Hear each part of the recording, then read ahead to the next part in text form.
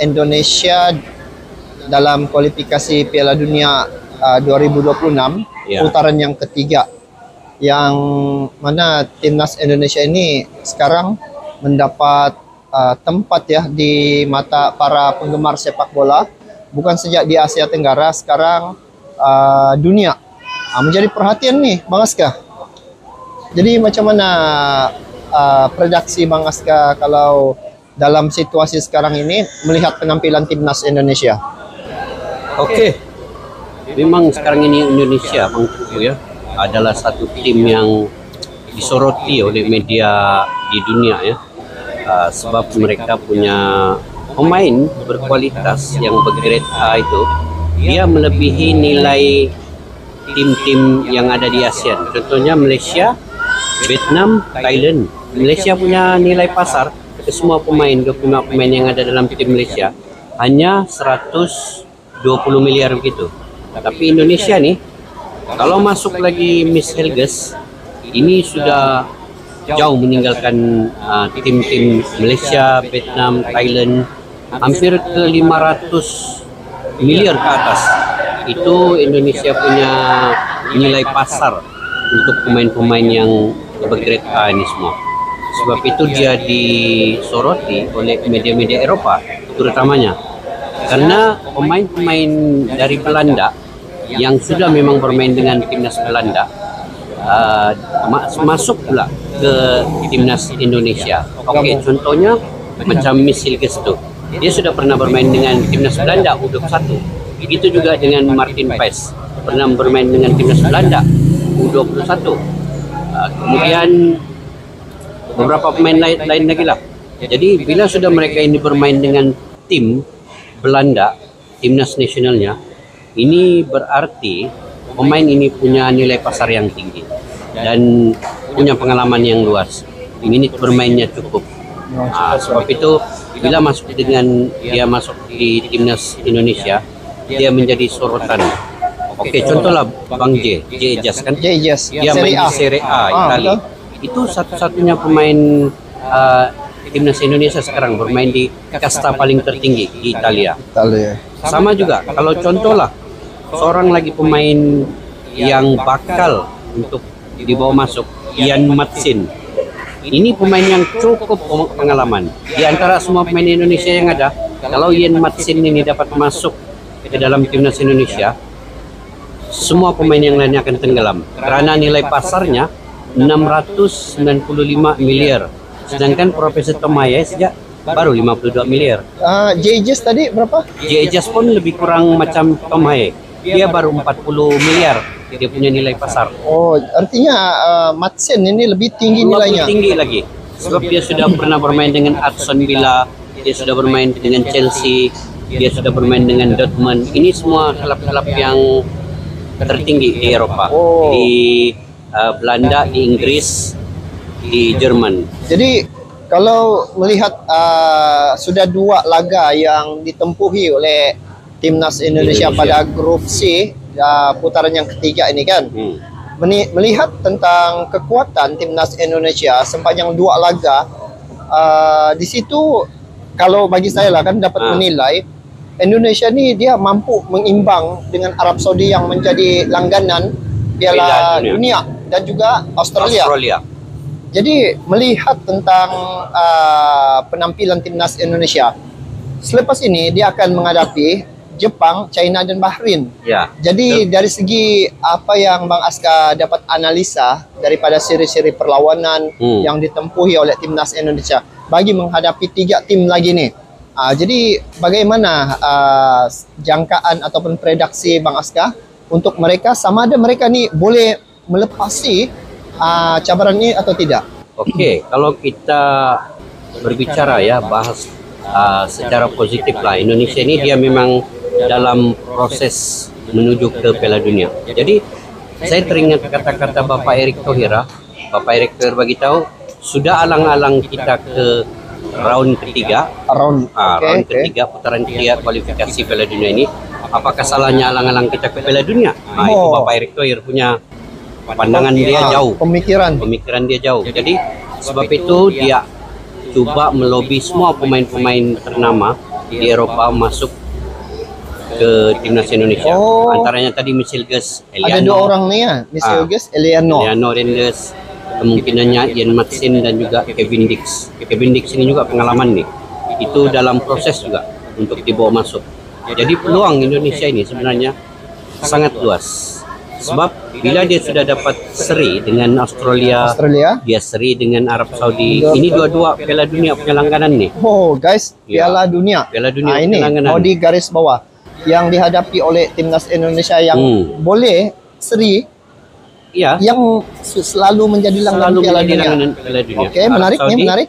Dan Australia. Oke. Jadi kalau kita melihat semua pemain timnas Indonesia ini, walaupun kita sudah menonton sendiri ya lawan Australia itu, memang banyak perlu dibenahi juga karena dari segi postur tubuh Indonesia memang kalah jauh oleh Australia, tetapi dari segi stamina pemain, semangat pemain itu mereka juga melawan, mereka coba yang terbaik untuk bersaing dengan Australia ini, sebab itu mereka bisa seri.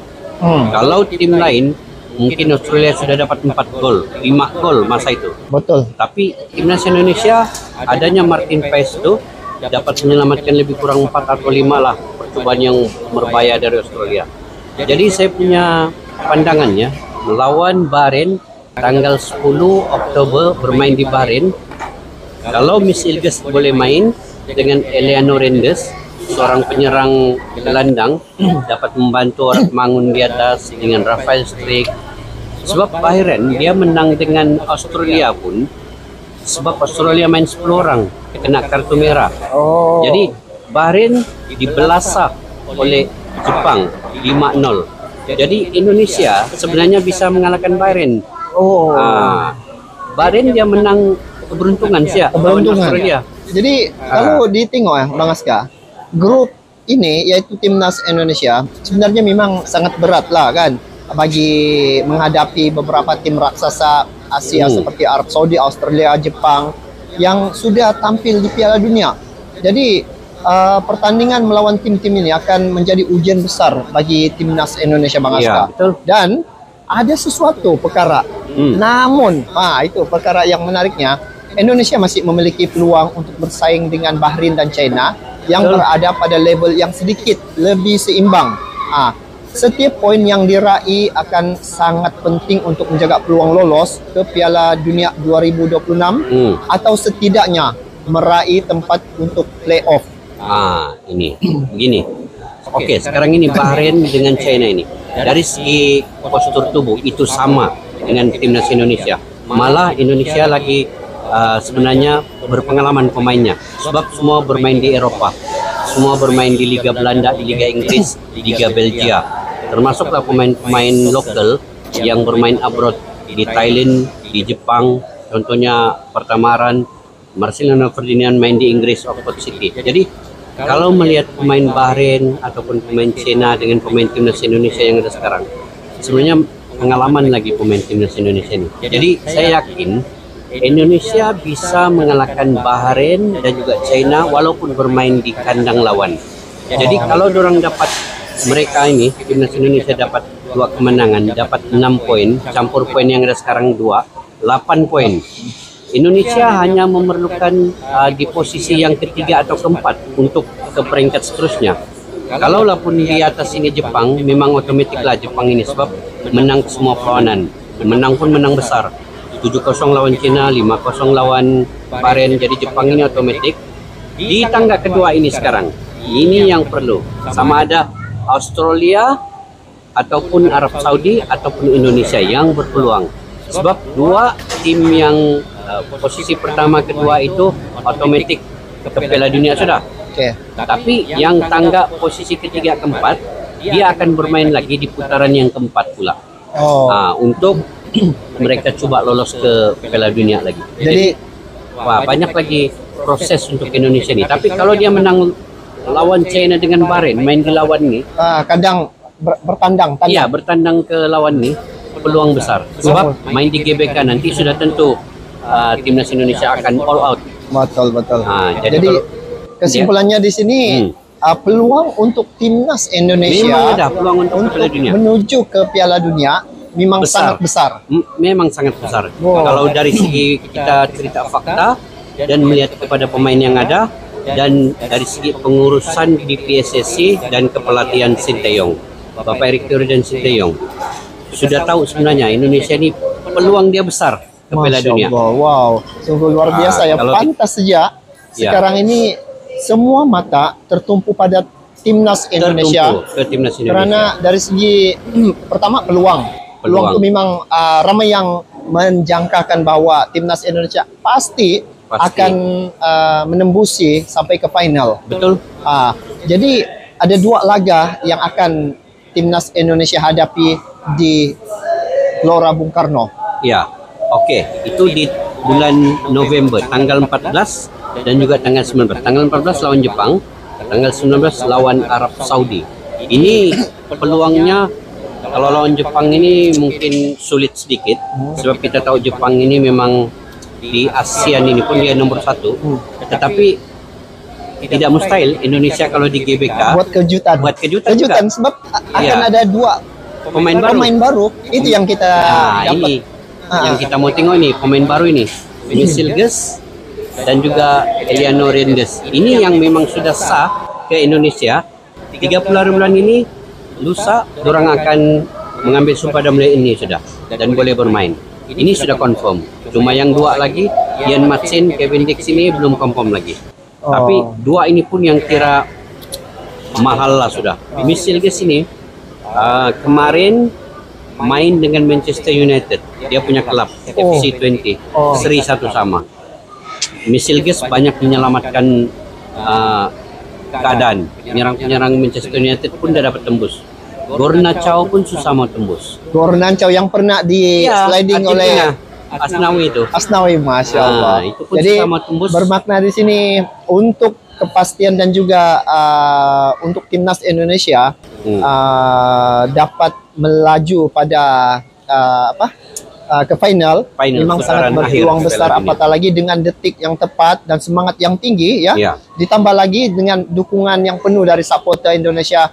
Masih berpeluang mencipta kejutan demi kejutan yang bakal akan ditampilkan oleh timnas Indonesia. Iya. Jadi Bang Askar sebagai penutupnya. Iya.